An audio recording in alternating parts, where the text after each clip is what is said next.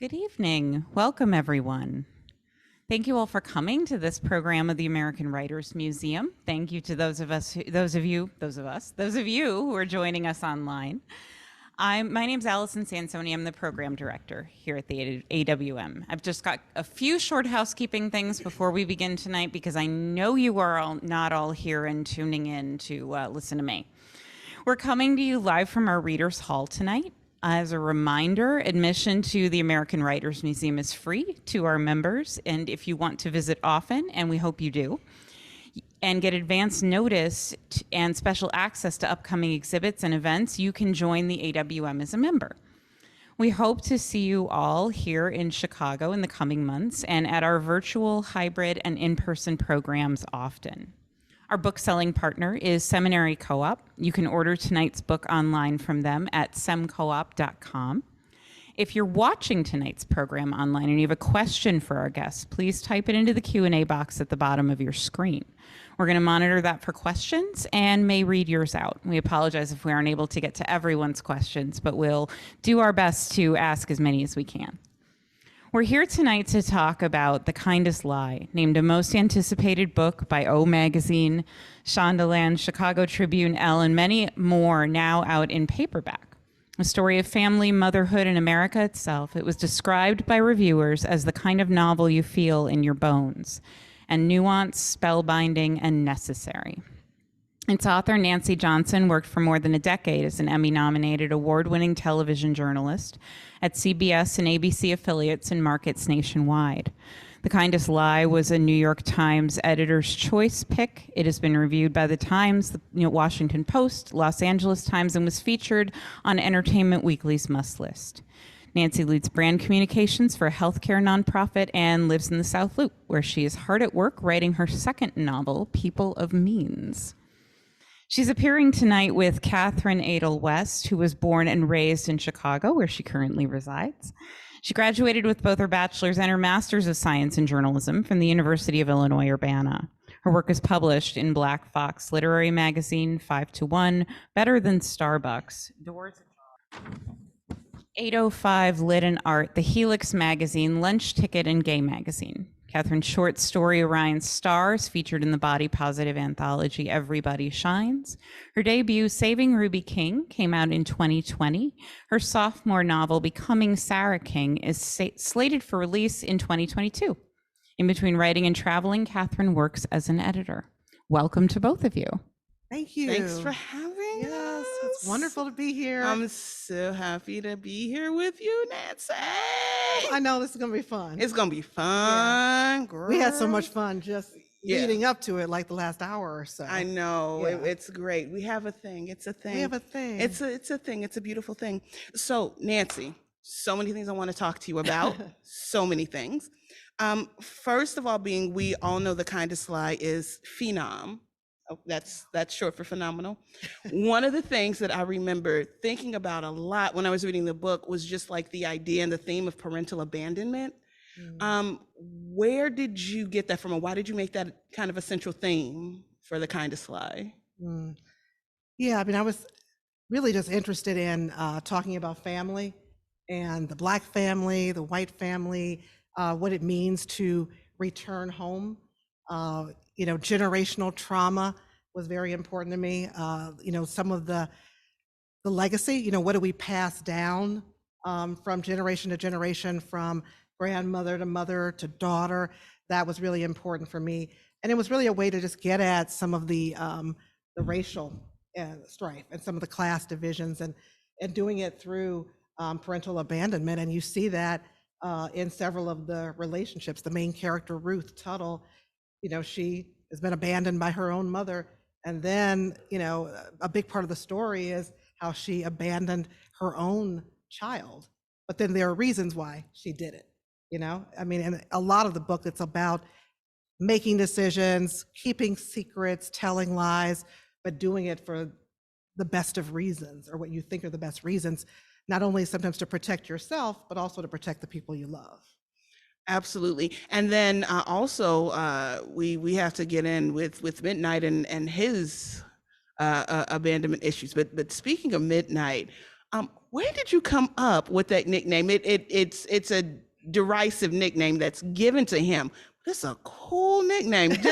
Just how'd you come up with that? Real quick, just let me know. Tell me. Okay. Well, first of all, just who Midnight is. So Ruth has this baby, when she's a teenager. She leaves him behind in this dying Indiana factory town where she grew up. Then she goes back to her hometown to search for her son. And that's where she meets and forms this unlikely friendship and connection with Midnight, who's a poor young white boy, 11 years old, searching for a sense of family and connection, just like she is. And, I just kept thinking, what is a name that a kid like this is a white boy, but he hangs around Black kids a lot, and he's not sure whether, they're really accepting him for who he is, or if they're kind of making fun of him on the sly. And so they're like, when it gets dark at night, all of our skin is, dark, it's like midnight. And so it's a nickname that sticks, but it's kind of a cool nickname, Cool nickname. Yeah, regardless of intention. Yeah, I legit just want to go by Midnight personally. I just got Catherine Adele West. I don't have Midnight, but that's okay. I'll talk to my mom about it. Speaking of which, Gaston, Indiana. We all know Ganton. Excuse me. I apologize. Right. Ganton, Indiana. I say it like it's real. Yeah, I mean, it is to me. Right. But we all know it's a fictional place. Can you just give me a little bit in terms of like, where did you get the inspiration? Yeah. For Ganton? I legit, like, I'm not playing. When I first read this, I was like, oh, let me look that up. And it's just like, there's no Ganton, Indiana. I felt a little foolish. So if you could not at all. There were plenty of people who Googled it, thought it was a real town. But I really based it upon towns that I had spent time in. Like Gary, Indiana, I have family there. So that was, one town. Also Kenosha, Wisconsin. I worked there as a news reporter many years ago when I first started my career at an independent TV station. And I remember what happened with that town when it left, when the industry left, the Chrysler plant left that town. And also Anderson, Indiana, I have family there as well. So I was also basing it on that town where the Delco Remy GM plant had been. And then when it left town, there's just something about a town when the industry leaves and it's just desolate. And what does that do to a community and to people? And so that's what I was creating with Ganton. But it wasn't exactly like any of these towns because it's like Gary, for example, Indiana is predominantly Black. Yeah. But Ganton is racially mixed, and that worked for my story. And it's a lot about, which side of kind of the tracks you live on. Yeah. And what does that mean for you? And so, I tried to make it as real as possible, but I love the fact that people think it's a real town because I tried to make it so. You did that good of a job. Thank you. It was a good job. I mean, honestly, you can even compare really again to Chicago. I mean, like, let's be real. Chicago is pretty segregated. So we have our like different sides of the tracks. We have the South and West sides. That's where we reside. We have Sumerick and Chinatown. We have, the Pilsen neighborhood. Like it's Ganton is it's a very small town, but with very universal themes. Yes. That's what I was looking for. And then I set the book in 2008 at the time of the Great Recession. And so I was interested in what happens in a town where you lose industry and things are really tough for people. And I think some of these small towns in the Midwest, the industrial Midwest, got hit harder than others. And then that just, I think, exacerbates the racial tension. Yeah, absolutely. Just want to piggyback off of that. I have so many questions. Just want to piggyback off of that. We're speaking about 2008, and yes, it's the Great Recession, but we're also talking about Barack Hussein Obama. Okay, Michelle, like doing this in the audience. I know. Michelle flipped my hair back. Okay. Obama. Yeah. It was also. Hopefully she's watching. She and Barack. Michelle, we got books out, movies. If you want to help us. Right, and they have a production company. Y'all got a production company, Netflix. Okay. Speaking of which, we had. There was a great time of great financial stress, but it was also a time of great hope. You know what I mean? Like we all remember, a lot of us remember where we were exactly when President, Barack Obama, was elected. You know what I mean? So I just want to know, how were you able to balance this theme of hope and resilience along with kind of like a feeling of despair and desolation? And how were you able to, how did you kind of figure out in your mind that right balance, that chef's kiss? Yeah, that's exactly what I wanted to achieve. That's what inspired me to write the book, was the election of Obama. And it was a time, like you said, of great hope, particularly, I think, for everybody, really, no matter what your political persuasion was. People felt that we had achieved something by electing our first Black president. But also for the Black community, we were like, listen, we really were. We was on the bus talking about Obama's president. We were freaking out. We was happy. We were. I remember talking to my best friend, who's Black, and she was talking about her brother. And when he got elected, she said her brother was like, I ain't going into work tomorrow. We got a Black president. Okay, so taking it a little far, but that was, and then I had that in the book with the character Xavier, Ruth's husband, where he was talking about the stereotypically Black foods he was going to take into work the next day because we had a Black president and all that. And so, so it was a sense of hope. But then, even though I was inspired by that, I also remember Facebook was kind of just getting started, and there was all this vitriol that I saw playing out on my social media feed, particularly between Black and white America. He's not my president. Right, he's not my president. And then you saw through the campaign of how both Michelle and Barack were just vilified by so many folks. She showed her arms. Yeah. That's all she did. She just wanted to show her arms. The terrorist fist bump. Remember? Yeah. Oh, yeah. And then when Michelle sat up there and said, I'm proud of my country. And then she said, well, you've never been proud of your country before? After 400 years of oppression. Right, right. So it just magnified the fact that even though we've got a Black president, and symbolically in many ways it was progress, we still had such a long way to go as a country. And so that was something that I wanted to explore with my characters. And so that's why you've got Ruth, who's very successful. She and her husband got great jobs, beautiful home in Bronzeville. But yet she comes from meager beginnings, more humble beginnings. And when she goes back there, she's kind of walking in two worlds. And so that's that sense of hope and then desolation.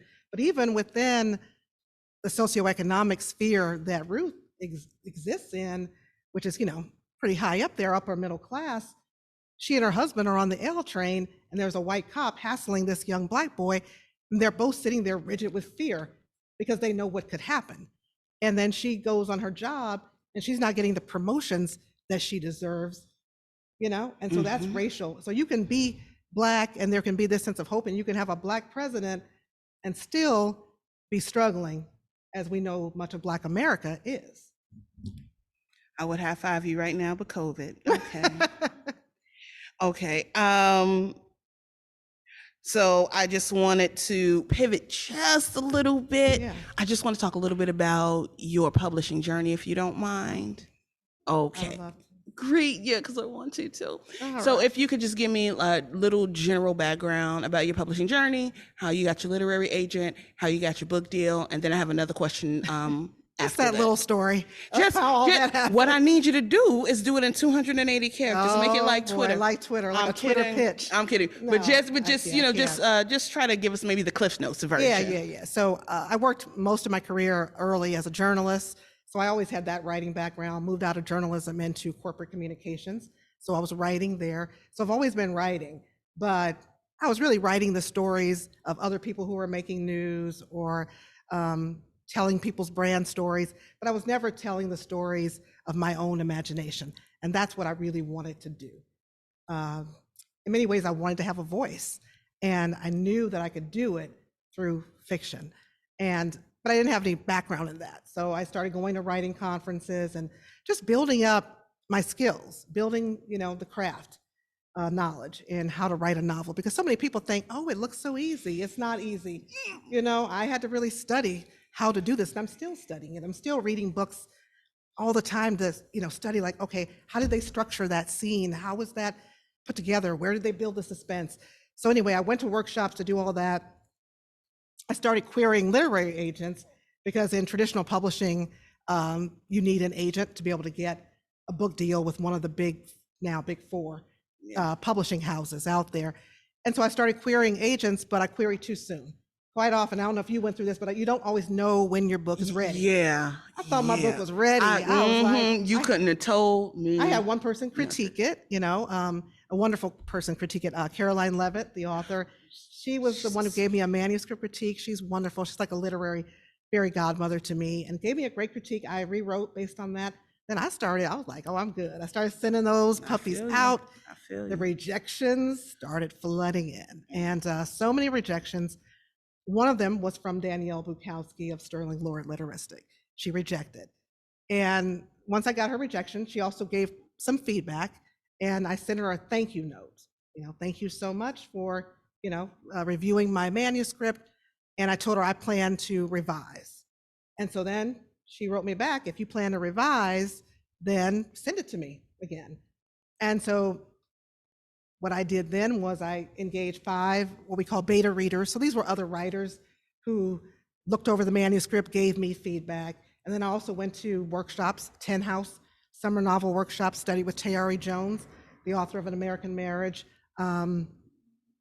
Kimbilio Fiction, which is for Black writers, went to that conference, workshopped it. And so then after all of that, I sent Danielle my manuscript again. And not just Danielle, I sent it to other agents as well. And lo and behold, Danielle offered representation along with another agent. So I had 2 choices for literary agents. So that was like, phew. But I knew that was just one hurdle to cross. I still had to try to get the book deal. And it's the job of the agent to submit your work to editors at publishing houses. And she sent the manuscript out to various editors, I think maybe 25 editors that she sent to. She had a list that she sent to. And how long did it take? So to get an agent, it took me like 2 years of querying. It took me 2.5 weeks to get the book deal. I'm like, yes! Virtual high five, hey. Girl. Yeah, 2.5 weeks. And so I had 2 offers and went with William Morrow, HarperCollins, and very happy there. We're HarperCollins girls. We are. We're HarperCollins girls. Yes, so we are publishing sisters. We are definitely publishing sisters, and Yes. you don't know how.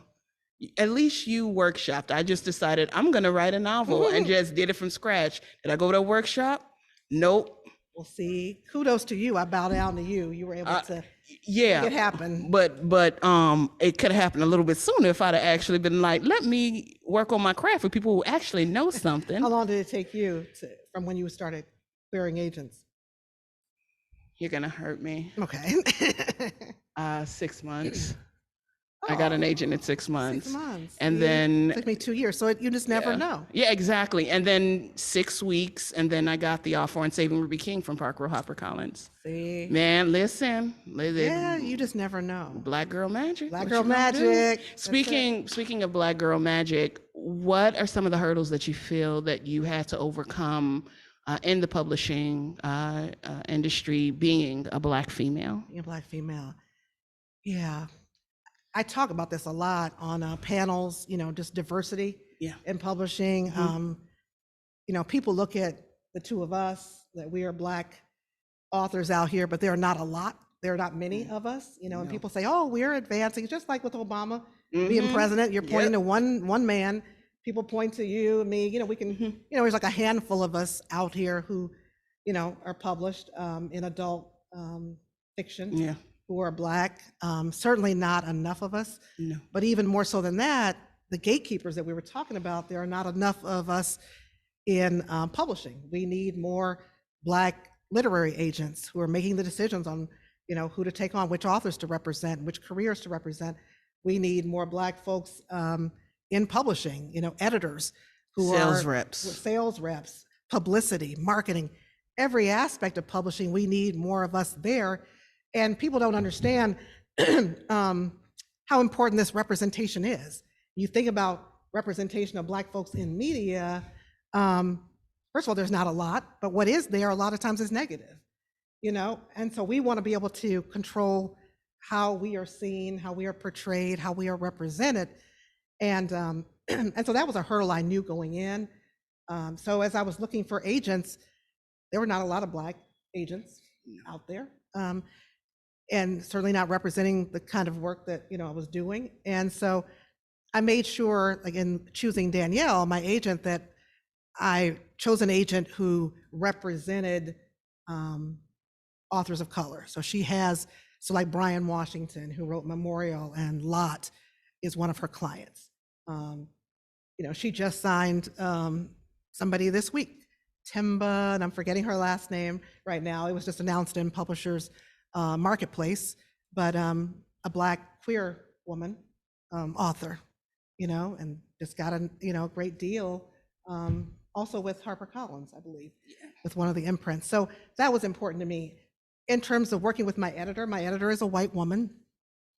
And I remember getting my first editorial letter from her, and which is common. You get your editorial letter with the things that you need to revise. So even though I'd done all this revision, there's still a lot more work to do to bring a book to fruition. And my first editorial letter was 6 pages, single spaced. Then the next one, 4 pages, single spaced. Then 2 pages, single spaced. So at least it was going in the right direction. But in that first letter, she had a lot of things for me to work on. Yeah. Suspense, character development, plot, that kind of thing. But she also had some cultural things to answer your question in there. Like there was one point where my editor commented on something in my early pages where Ruth, my main character, is getting ready for the Obama night watch party, election party, and she had just moved into a new house, and I had her untwisting her hair. She had natural hair. She's untwisting her hair, and I said she's breathing in avocado and coconut and promise. And my editor said, well, she's in a new house. Why not have her be smelling fresh paint? And I was like, no, because for me, those scents had something to do with, Blackness, Black hair, and this sense of promise of what's to come. And I was like, no, it's not. She's not smelling paint. And but I was nervous about that, because when you spend all this time for trying to get into the business, you don't want to step on toes and sit up there and just be like, I don't want to say nothing. You don't want to be that dreaded D word, difficult. That's so true. You don't want to be difficult, because if you get that type of reputation, that next book deal might not come. So sometimes you feel like, man, I might got to lay down and take it. But you learn pretty quickly which hill you getting ready to die on, and which hill you just gonna be like, what? For me, I had an edit where they were like, I used the word sedity. And they was like, I was just like, the copy editor, God bless her. She was a great copy editor. It was just like, can you use something else? I don't know what that means. And I'm like, Google it. It's sedity, figure it out. Use context clues. That's what I did. You know what I mean? Just, that's what we have to do sometimes. That's exactly right. Exactly. So then I was nervous about bringing this up. You don't want to be different. Yeah. Right. And so I decided going into that first call, because she emailed me those editorial notes, but gave me some time to, sit on the notes for a while. Then we had our call to discuss. And so I kind of had my plan. I was like, I got to address the Black stuff first, get that out of the way before I can even think about plot and character development and all that. And so I brought that up, and I told her just what I told all of you. I explained why I used the fact that she was breathing in avocado and coconut and promise. One of my favorite scenes, by the way. Oh, really? Thank you. Yeah. Thank you. Yeah, that was one of those I workshopped so many times. You know how it is, that first chapter.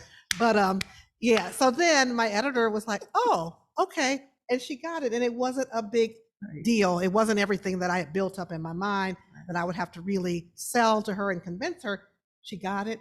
And then I would say later on, when we were in copy edits, which is another phase of the editing process, the copy editor was different from my main editor. But my copy editor noted a scene where Ruth is talking to Xavier, her husband, but at the time they were just getting to know each other. And so she was basically telling Xavier, hey, clear the field of any other, women, I was about to say, well, chicks, girls, women, whatever, that you're messing around with, And he was like, oh, I'm not dating anyone else. And she said, don't be trying to act brand new.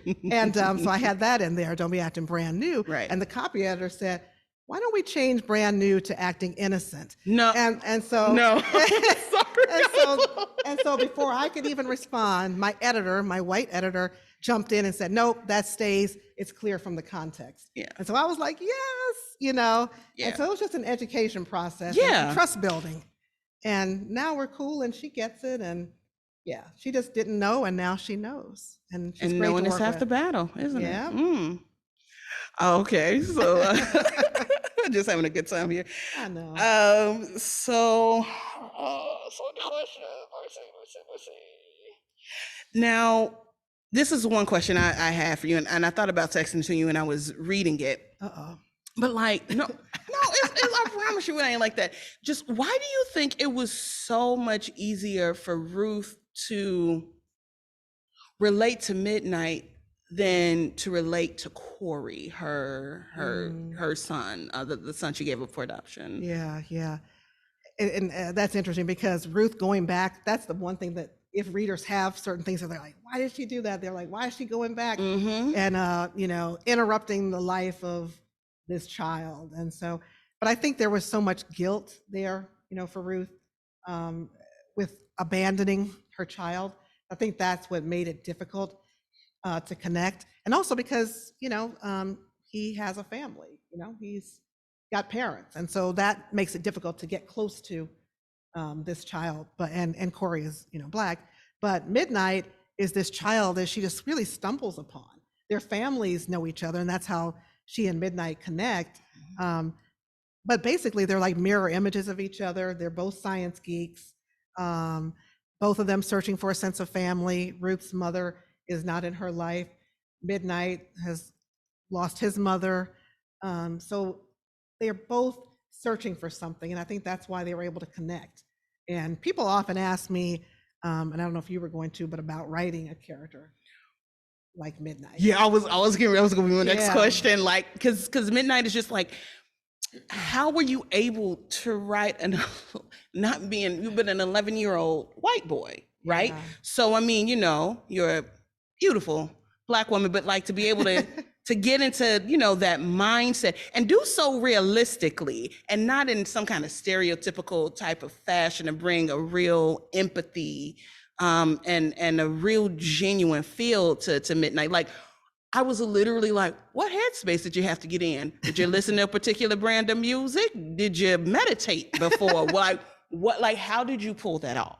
Oh, thank you. And that's the highest compliment, when people say that they love Midnight. So many people have said Midnight was their favorite. Midnight was character. my favorite character. Oh, you're Yeah, Midnight was, yeah. girl, So many yeah. people are like, I'm thinking about Midnight still, and I'm like, okay. One Well, person first I of wanted all- to punch out was Xavier, but Oh, okay. A lot I of people love have told me Midnight. that too. Some But people want to punch Ruth too. So people want to punch a lot of characters. It just depends. People argue in book clubs over which character they want to punch. But yeah. So Midnight, what I usually tell people is that you know, I've never been white. So, but you know, I'm fluent in whiteness by being Black in America. You know, so I'm surrounded by white people and whiteness at all times. And so it's very different for me writing a white character than somebody who's white and trying to write a Black character. That's a very different thing, just so people know that it's not the same. But in terms of understanding him as a boy, an 11-year-old boy, I think that's where the real connection happened, not necessarily the racial piece, but the connection of this boy, and it really individualizing, you know, who he is as a child. And that's based on my own experience. I was bullied a lot as a kid. I wrote about it in an essay in the Oprah magazine in 2015 about losing my voice figuratively because I was bullied. And so I know what it feels like to stand on the outside of things, looking in. And that's what I tried to bring to Midnight, was bring that sense of being an outsider and being just desperate to be liked, desperate to please, wanting to fit in, wanting to belong. And so I understood that on a very intimate level. And that's what I channeled in creating Midnight. girl, you channeled everything. Girl, I'm gonna give you a hug after this one. I want to pivot a little bit. Just some like writing things. What is your pet peeve as a writer? Like in other people's writing? No. I'm like, We'd be here all I night. like in other people's writing? No. So what do you mean? When I say, what is your pet peeve when it comes to writing? Put it like this. Let me be more specific. It must be so much fun to write a book. It's just so easy. You know, like, the things I hear from other so people. the things that you hear from other people in terms of like, what is your pet, like, what is the one thing where like, if you could slap someone and it's okay, what is like the one thing that just irks you as soon as it comes out of somebody's mouth? Oh, there's so many. I mean, can you write my book for me? You know, my life story. I'm like, really? No, I can't. You know, it looks so easy. I think I'm going to write a book next month. You know, those kinds of things that come out of people's mouths, you know. We got a couple writers in the audience. I That's know, why they there are. laughing. People are laughing. That's why they laughing like, oh, you gonna write a book next month, huh? Yeah, really. Really? It took me 5 years for the first one. Good luck. Good luck with that. I you know. literally had. What do you really do? You yeah. know? Okay. Okay, you could have slapped him and I'd have straight just been like, I don't know. He fell into her hand. Like, that's Right? basically what happened. What happened was. What had happened? Yeah. I was at a family event. My great uncle had just passed. My condolences. Thank you. And as I was leaving, my cousin, who's writing a book, literally grabbed my arm, I kid you not, and was like, Kathy, publish my book. Oh, wow. I was like, I don't. Really? I'm not, I don't. You know, like when somebody says something and you like trying to process it, Right? but like you can't process it. Yeah. I was like, that's not even what I do. I don't. Right. I'm I not don't a publish publisher. Am I Oprah? Does she think I'm Oprah? I'm not Oprah. I don't know. I'm not HarperCollins. I have a book. I don't. Okay. Yeah, she literally just grabbed me. She's like, publish my book. Publish my book, or introduce me to people who are not even who haven't written a word. You know. Right. Introduce me to your people. Your agent. Whoever. Right. They don't even know who. It's just Nope. Just grabbed my arm, said, publish my book. Wow. Girl, listen. We thank the Lord. Yeah. Because I haven't had that one yet. Yeah. Yeah. Just write their book for them. It's Which is easy too. Yeah, let me just write your book. It's cool. Right. Like, you go ahead and get all the accolades and the glory. Have fun. I know. Okay, what are some of your literary influences? Oh, Girl. there's so many people. I mean, there's so many people writing today whom I love. Like, just probably too many to even name. Like, we've talked about Terry Jones, Britt Bennett, Jacqueline Woodson, Jesmyn Ward, Mary Beth Keane, who else? Dennis Lehane for me. S.A. Cosby. That was my favorite, even though I wrote a book last year. My favorite book, I think it was last year when it came out, was S.A. Cosby's book, Razor Blade Tears. I love that book. Have you read that yet? S.A. Crosby? No, not yet. It's like, I'm going to, please don't get me wrong. Like, right now, I wrote to him. So I'm like so here I am with a book out, right? And I'm fangirling over him. So I sent him a note on Instagram and I said, I don't want anything from you, because you know how that is too. Yeah, like, okay, girl, what do you want? You just be like, hi, I don't how want are you? Anything from you. I don't want blurb. I don't need you to introduce me to anybody or blurb my book. I said, I don't want anything, but I just want you to know how much I love that book. And he said, he replied just to thank me, but I was really into that book. Great character development. His two characters, Ike and Buddy Lee, will stay with me forever. And that's how I know it's a book I love, if there are characters that will really live with me for a long time. But so those are literary influences, like current, but obviously Toni Morrison, the mother of the mother. Canon. Yeah, Canon, the mother of literature for us. So The Bluest Eye, which was her debut novel, is really my favorite of hers, because basically her books were hard for me to get into when I read them in college. They were dense for me, and I was unsophisticated as a reader. So I was like, oh, I don't like this. This is hard, That was me in African-American literature class at Northwestern.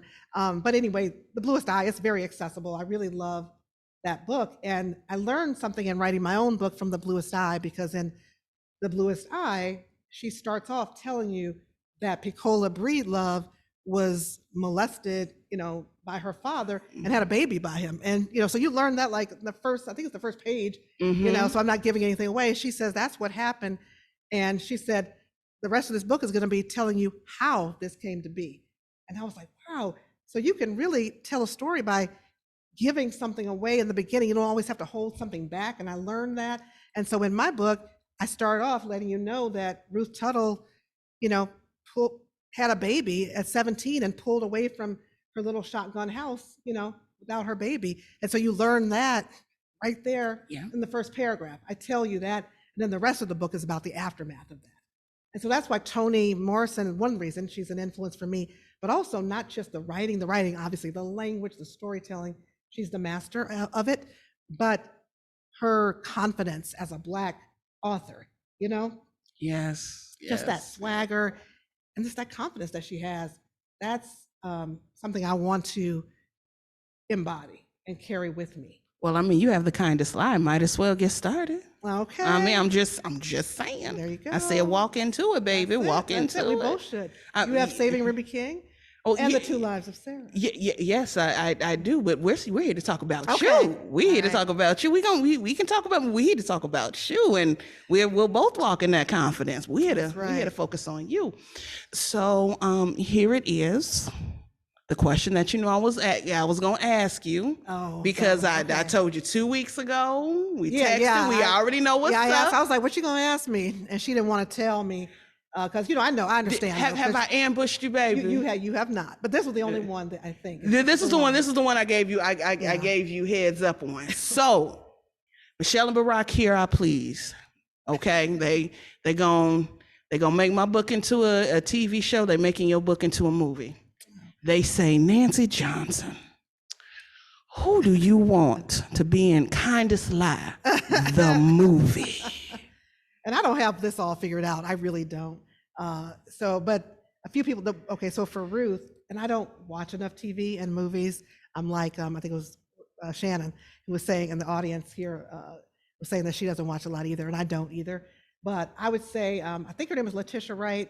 From she's in Black Panther. Shuri from Black Panther, and because she was a scientist and kind of had that kind of role, I could see her as Ruth. And then I'm trying to think of who else. The only other person I thought of was for Eli, her brother, who was one of my favorite characters to create, was Eli. I'm thinking that he's now 27 years old. By the time a movie would come out, he'd be about the age of her older brother. Her brother's like 4 years older than she is. Kofi Siriboy, am I saying it right? So, who plays like Ralph Angel, if you watch Queen Sugar. And he's in a lot of things. Girl, this don't. But okay, you need a moment. Actually, I would have put him as Xavier, truth be told. I would have made him Xavier. You would? I would have. Okay. I would have made him anything, including my boyfriend. I see him as being too hard. Okay. I see him as being too hard for Xavier. Xavier is a little bit soft. Yeah, he is. He's softer, and Kofi got he got a girl. Some Timberlands. Girl, don't. Can we not? Right, we're not gonna do this. Just find somebody else right now. Find somebody else. I didn't think of anyone for Xavier. Anyone have any recommendations for any of the characters if you've read the book? I told you a young Jacob Tremblay to me would be perfect for Midnight. Okay, because I didn't know who that was when you were the Room. Okay. Oh God, what else is Jacob Tremblay in? Good Boys. Yeah. But he's a little too old now. We would need or like a younger Haley Joel Osment. But we just gotta find somebody else for Midnight. We'll just do an open casting call for him. But Jacob Tremblay to me would have been perfect for Midnight. Okay. Oh, he'd have been perfect for Midnight. I think the problem with thinking of characters, not for the children so much, but the adults is I'm now older. And so when I think about people, I think about people who are hot in kind of my day or my era, like Denzel. But of course Denzel will be too old to play Xavier. I mean, Denzel ain't never too old. Right, but he maybe play Papa. We can just put in some Just for Men. Just put in some just for me, and it's okay. Like, don't worry about it. Like, Denzel can play. I mean, like, he just finished playing Macbeth. I mean, I walked around looking at Macbeth, and I just kept saying "way-faced loon" as an insult, like, for the rest of the week. Like, Denzel watched, he didn't do anything. He didn't do anything. Yeah. So that's all I got. I don't have anybody else that I. Oh, girl. Yeah. You know what? There might be people typing in the chat. I don't know. I know. Are there? I think somebody's gonna tell. Are there? Yeah. I think Allison. So, folks, if you've got a question and you want to ask here, I can pass the mic around to you. And Christopher, who's standing by, is going to read out some of the questions that we've got in the chat. Okay, good. And if they have some recommendations for the casting call, please, I want to hear. I want to hear some thoughts for Xavier, because all I wanted to do was punch him in the face. We do have a question from online. You answered the first part of the question. They were asking about the biggest hurdle you had to clear when writing this book, but the second part is, how does writing your sophomore book compare to your debut novel? Oh, that's a good one.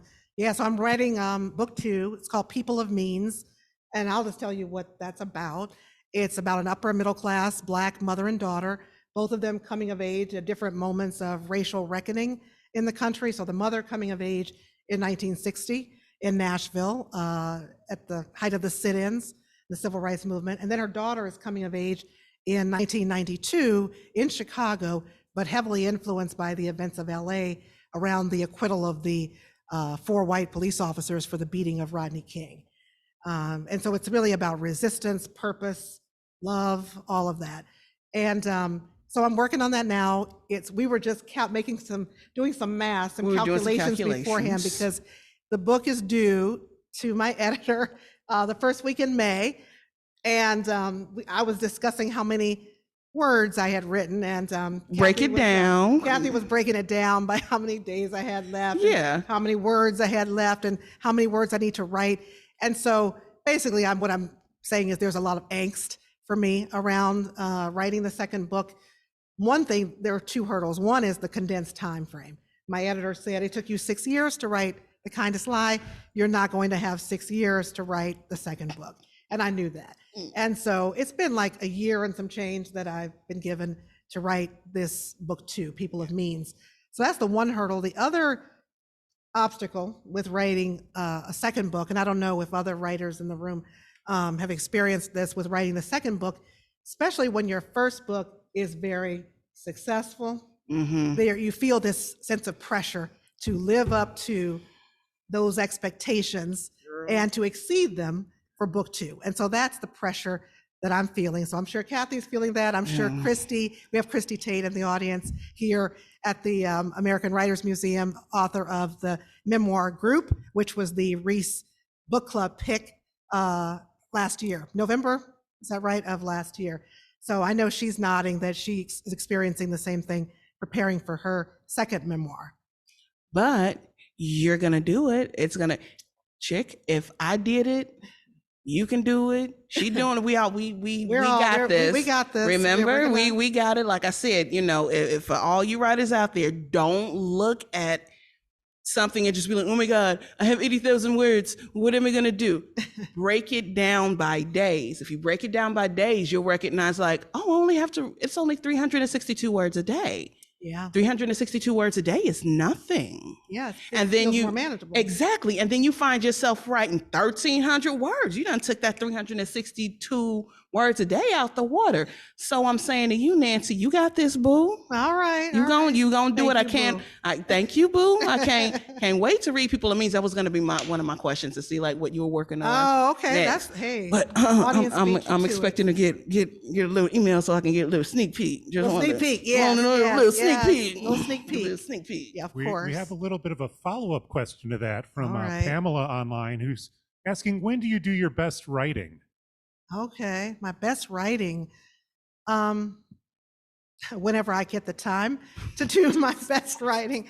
I work a demanding day job in brand communications for a large healthcare nonprofit. So I'm working all day. I would love to be a morning writer because I do think I do my best work in the morning. I'm most creative in the morning.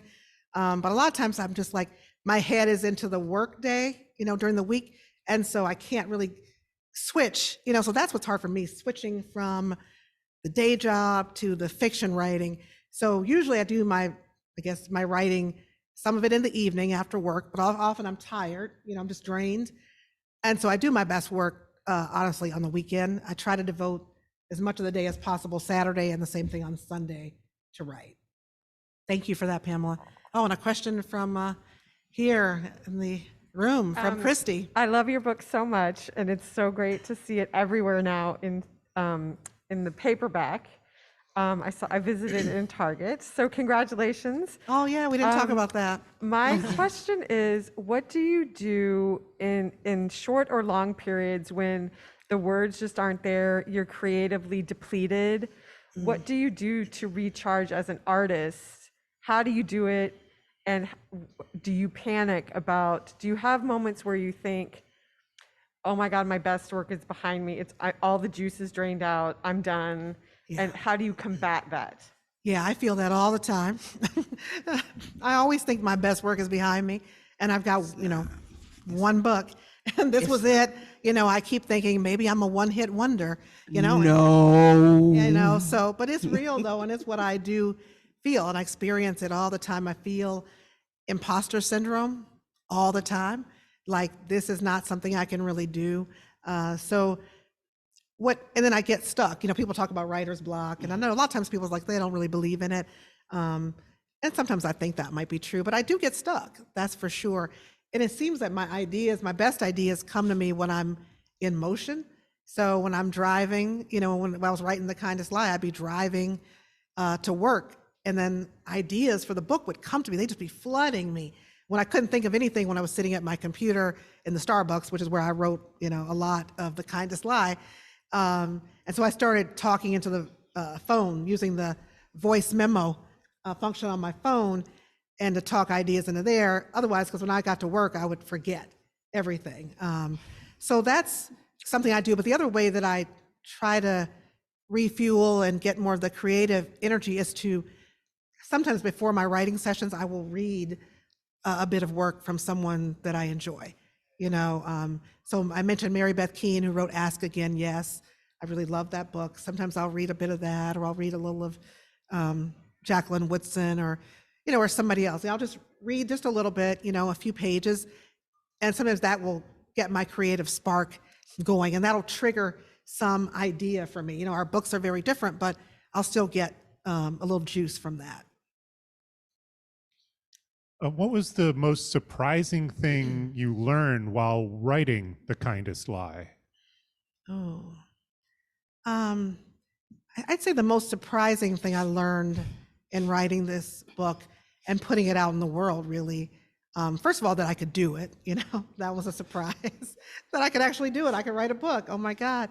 Because it felt so daunting, because I came from news where I was writing things that took like 30 seconds or a minute to read, and now I'm writing 300 plus pages. So that's one thing. The other thing I've learned in publishing a book that surprised me is how universal stories are, because there are so many people whose life experiences are so different from my own, and yet they connect on such a visceral level with my book. And that has been transformative. I mean, there was one woman who wrote to me on Instagram and said her grandmother is Belgian, and she said, but my grandmother reminds me of Mama, the grandmother in The Kindest Lie. And she said just the way they act, and she said they both have cans of bacon grease on the back of the stove. I'm like, Belgian grandmamas are doing that too? What? And so there were so many things that people connect with. People said the book has helped them repair relationships, mother-daughter relationships, sibling relationships.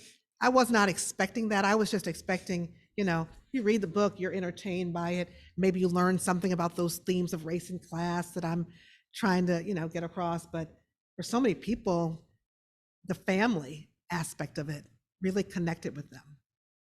And so we have a question, I know, in the room here at the American Writers Museum. Hi, thank you. I read the book a long time ago, actually, when it first came out. So thank you for that. a lot of it, to be honest, I kind of forgot about. It's, oh yeah, she gave the kid up for adoption. That's right. I remembered Midnight, that character. But the title itself, The Kindest Lie, where did that come from? And if you could just give a little background on Yeah. So you want background on the title, The Kindest Lie. It was not the first title I came up with. I had this other title when I went to a writing workshop at Eckerd College Writers in Paradise in Florida, and the title was Until Midnight. And what I was doing was I thought I was being clever, trying to use the character name Midnight until midnight. And I did a workshop with Laura Lippman, crime fiction author, and Laura was like, that title is not going to work, And she said, you never want to try to use a character name in service of a title. Basically, it was gimmicky, and it didn't work at all.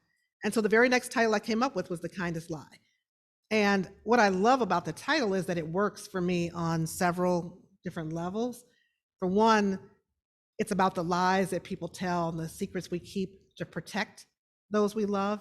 And so you see that with some of the lies that Ruth tells, certainly the lies her grandmother, Mama, tells. A lot of it is to protect her children, that she tells these lies. And so they're kind lies because they're not malicious in intent, but you're telling them and you're lying for what you believe are the right reasons. So that's what makes them the kindest lie. But also on a macro level, I was thinking about America and the lies that America has told itself, that it is more decent and more honorable than it really is, particularly to marginalized people. Thank you for that question. And I think this is our final question for the night, although we could listen to you guys talk all night. This has been very fun. This one from online is kind of a two-parter. As writing craft is art, was there any pressure from your publisher or others to write for an audience or to find your audience when the time came for the book marketing? And are marketing efforts supported by your publisher, or are you responsible? Yeah. I didn't feel any pressure from my publisher to appeal to any particular audience. I think they saw the universality of it. I will say that we talked about these themes of race and class quite a bit in the publicity and marketing for the hardcover edition, which came out in February of last year, especially with the timing. So, I started writing this book in was it 2013 or around there? It was like in Obama's second term, but I was influenced by his election. But the book came out right after this racial reckoning that we were all going through after the summer of 2020 with the murder of George Floyd. And so at that time, so many people were doing their anti-racism reading, and a lot of that was nonfiction, which was fine. But I think some people get defensive, when they're reading nonfiction, but there's something about the power of fiction and novels, I think, like The Kindest Lie, to really get at some of those issues and talk about them in a way that people can really connect through character and through story. So that's one thing with the way the book was marketed when it came out last year. But now that it's come out in paperback last week, the paperback edition released, we have a new marketing slogan for this paperback release, and the marketing slogan is "Every family has its secrets." And so it's not just about race and class, but we're looking at the issues of family. And I think the team was examining what are the issues that a lot of readers are connecting with. Yes, race and class, but also, like I told you all, some of those family connections really resonated. And so they wanted to capitalize on that, and we want to be able to reach book clubs, because that's the beauty of paperback. It's a lower price point, and a lot of book clubs want to buy, paperbacks. And so Family Secrets is a really good one for book club discussion, along with those other themes of race and class. Well, thank you both so much for this wonderful conversation. Thank you to everyone who has joined us in person and online. The book is The Kindest Lie, and you can purchase that from our book-selling partner, Seminary Co-op, at semcoop.com. Thank you both so much. Thank you so much for having us. Thank you for the audience here in person, and thank you to everyone online watching. We really appreciate it. Absolutely. Thank you so much. I had such a blast with you, Nancy, and I had a blast with all of you lovely folks here and online. Yeah, and the Two Lives of Sarah, coming from Park Row Books. Park Row Books. September 2022, guys. It's going to be lit. And for now, becoming, For now, Saving Ruby Saving Ruby King, King. that came out June 2020, also available on paperback at all of your local bookstores. yes. Thank you so much. Thanks.